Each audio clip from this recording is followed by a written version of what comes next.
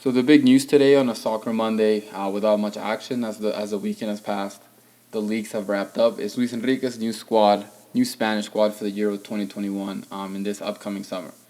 Many surprises. Spain used to be a national team that essentially picked itself, and the surprises really came when it came to talking about who'd be on the bench or who'd fill slots. Say 17 through 23 on the squad. And the big elephant in the room, the big thing to address here is that for the very first time, and this is unbelievable, but for the very first time, I can't believe this happened.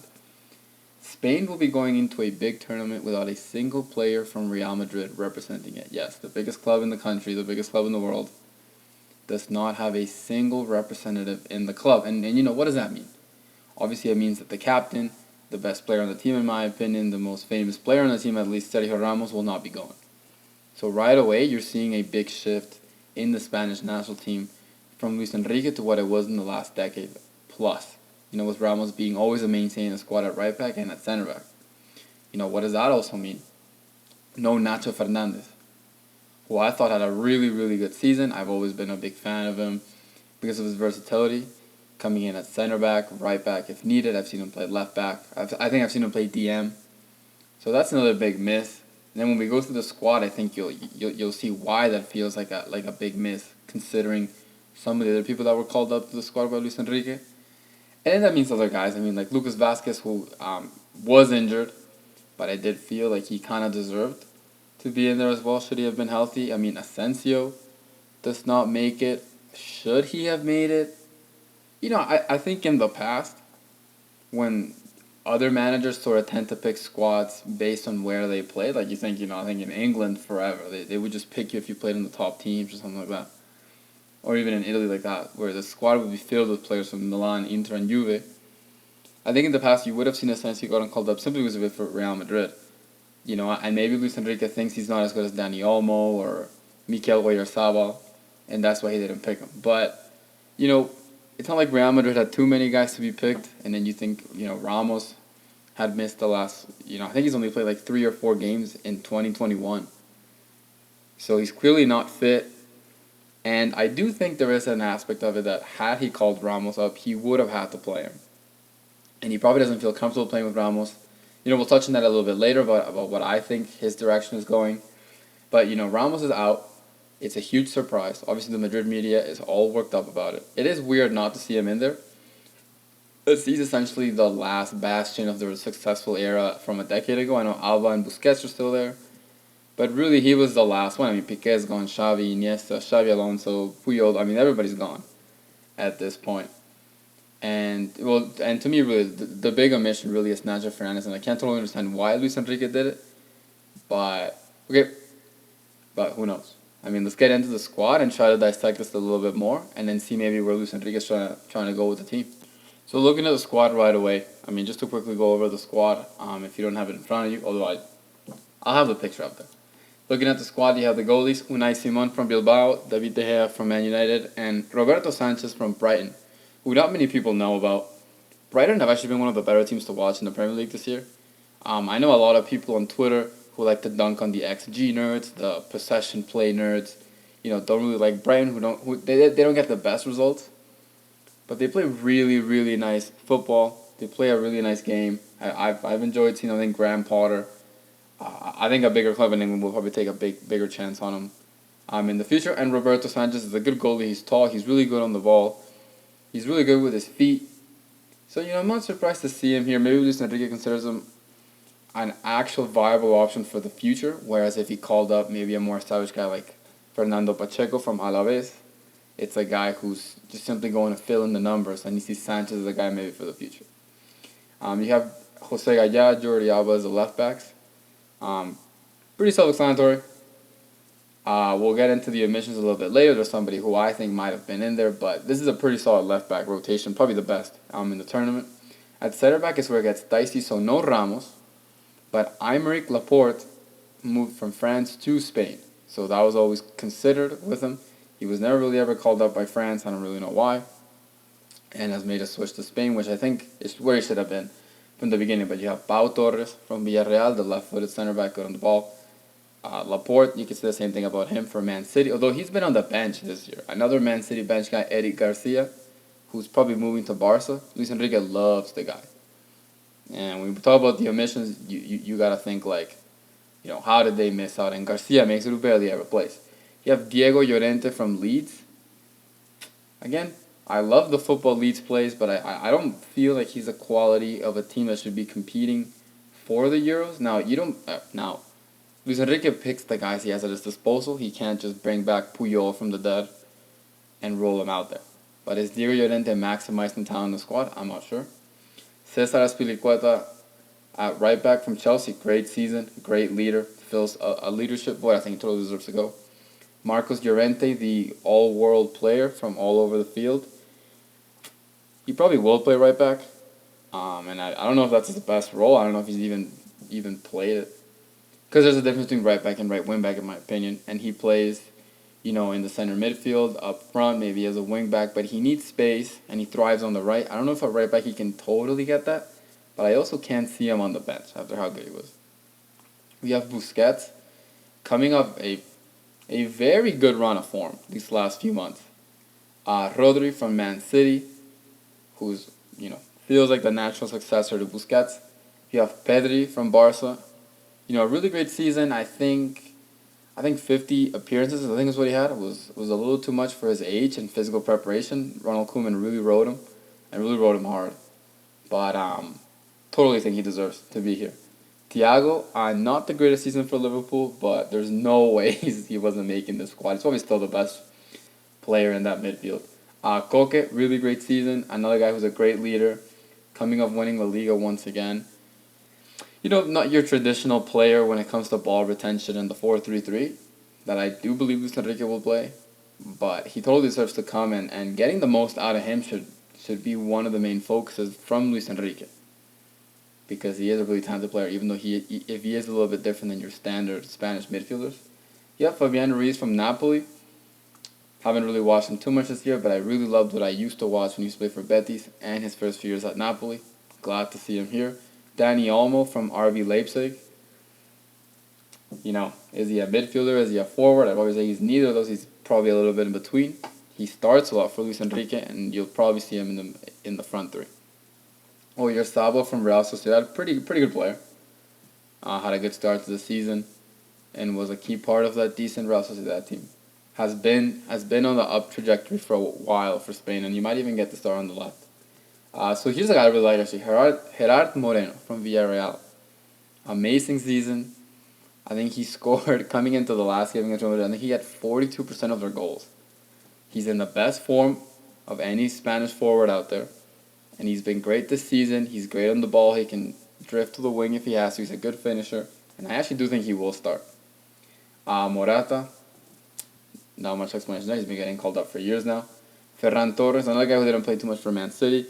But when he did, he scored. He got a hat-trick the other day against Newcastle. He had that hat-trick, obviously, in that famous 6-0 or 6-1 win against Germany.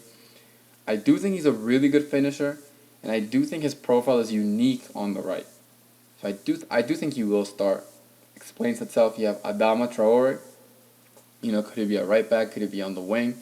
Most likely, I think he'll come off the bench and play where he has to use his pace and strength and dribbling to unsettle the opposition. Now, that's what I see him doing. But he does give Luis Enrique a lot of tactical flexibility, which is also important, and I think why he brought him. Then lastly, a bit of a head-scratcher, Pablo Sarabia from PSG. Played a lot less this year than last year. I do think he's a good player. I do think he can come off the bench and score some good goals. But, again, they didn't play too much. Is this the best way moving forward? I don't know. So that's the squad.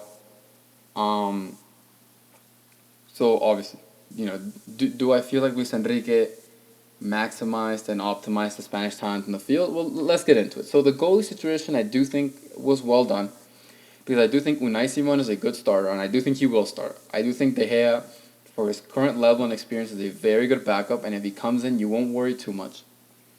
And I do think Roberto Sanchez is a really good option, because he might be a future starter for Spain.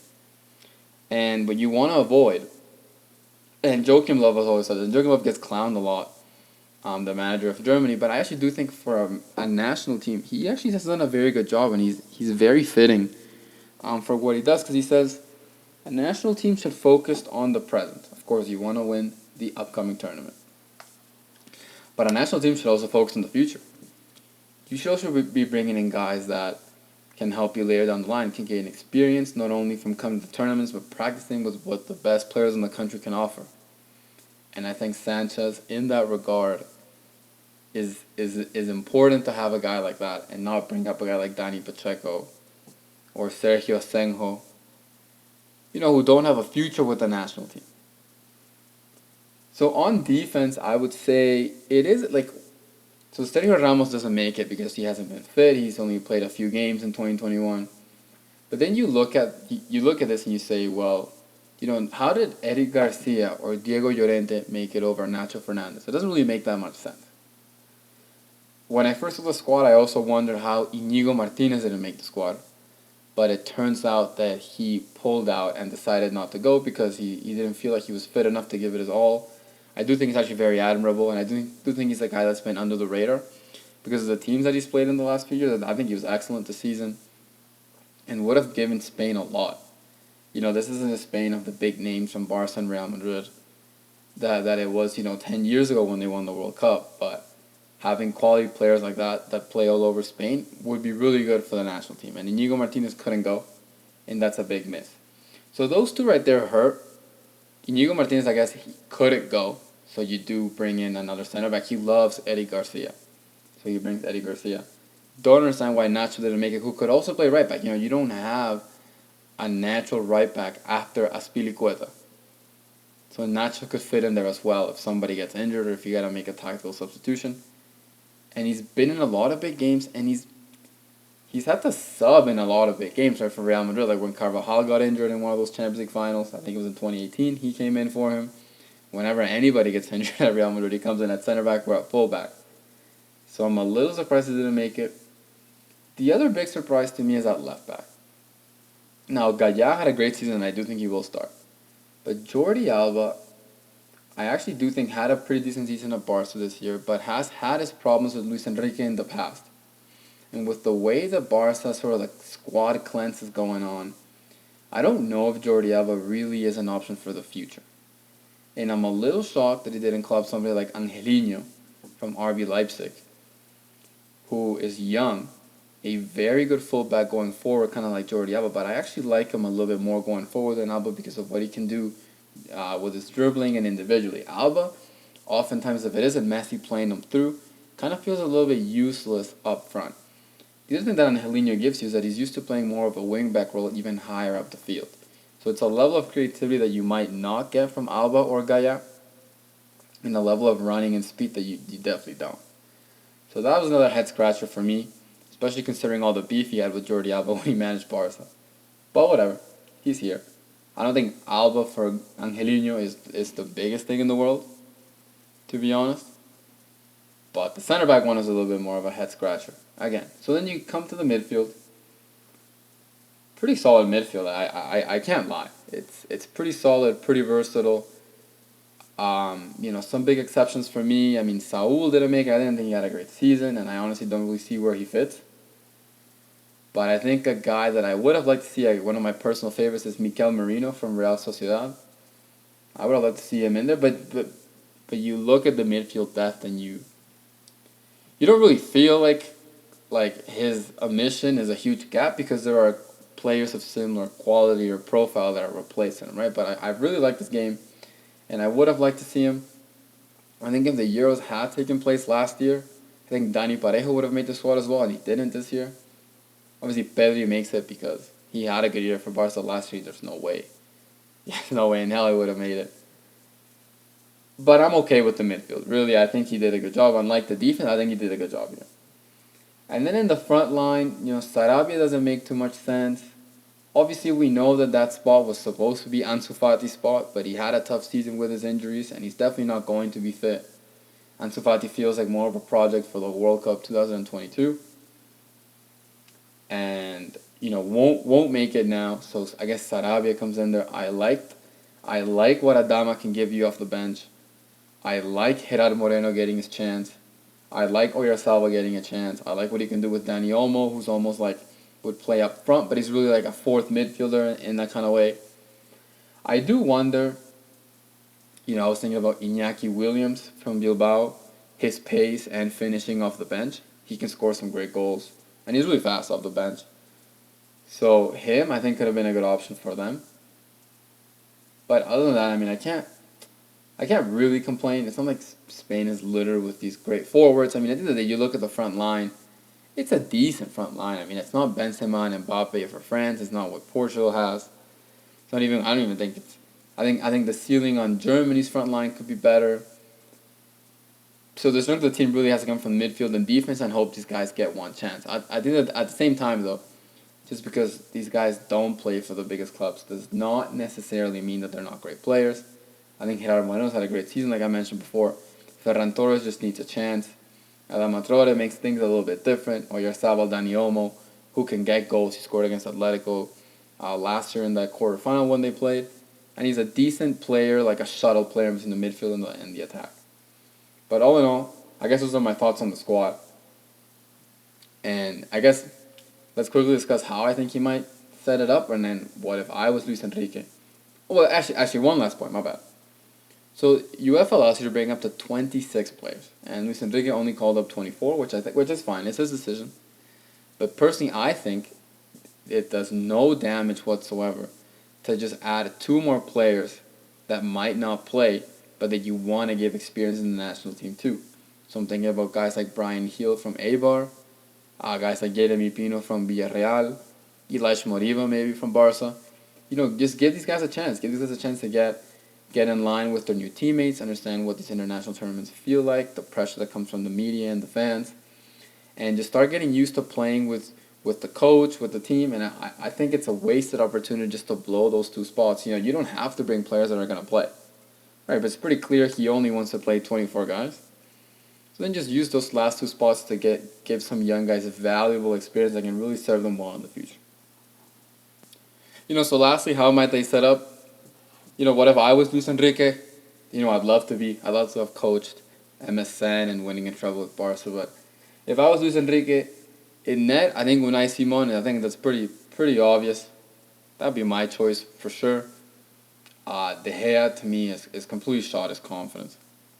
And what was once, I'm not embarrassed to admit this, when the Russia World Cup started, I swear to you, in my opinion, he was the best goalie in the world. With some distance, by the way. I would have taken him over anybody. And then he gifted Ronaldo a hat-trick. He gifted Ronaldo his one big moment for Portugal. And that was that. And he hasn't been the same since. He's been pretty bad. Unai Simon, pretty obvious to me, is a really good goalie. He's replaced Kepa in a great way at Bilbao. Not hard to do, but he's been great. The back 4, I mean, if he plays the traditional 4-3-3, which I'm assuming he will, I would start Gayat, left back. I think he's more versatile. I think he's better on defense, and he's younger. At center back, it seems that the best center backs on the team are Laporte and Pau Torres. Now, coaches these days seem to be allergic and absolutely refuse to start 2 left-footed center backs. I guess I'm not smart enough to see why I wouldn't do that, because they will easily start 2 right-footed center backs. There must be a tilt in the pitch or the way that everyone's right-footed. I don't understand. I guess I'm not smart enough. I guess I don't understand the game enough to sort of see why you wouldn't do it, but teams don't do that. In my opinion, those are the 2 best center backs. And for a team that wants to still build through possession, I do think Spain still wants to play that way. And I do think the players suit that style a little bit better. Having 2 center backs who are known for how good they are at passing the ball, like Pau Torres and Laporte, would be really good for them.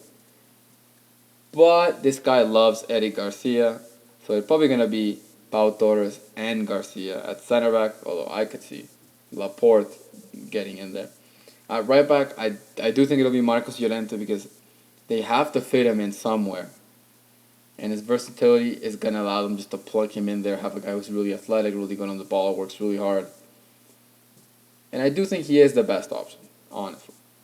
Then in midfield, I'm assuming it'll be Rodri and Thiago and Koke for sure. I think if I had to bet money, I would bet on those 3. Me personally, if I was Luis Enrique, I would actually start Busquets, because I find that Rodri at times doesn't quite think the game and move the ball quite as fast as Busquets would. I think Busquets had a come back to form this year that was pretty special that he hasn't had in a while.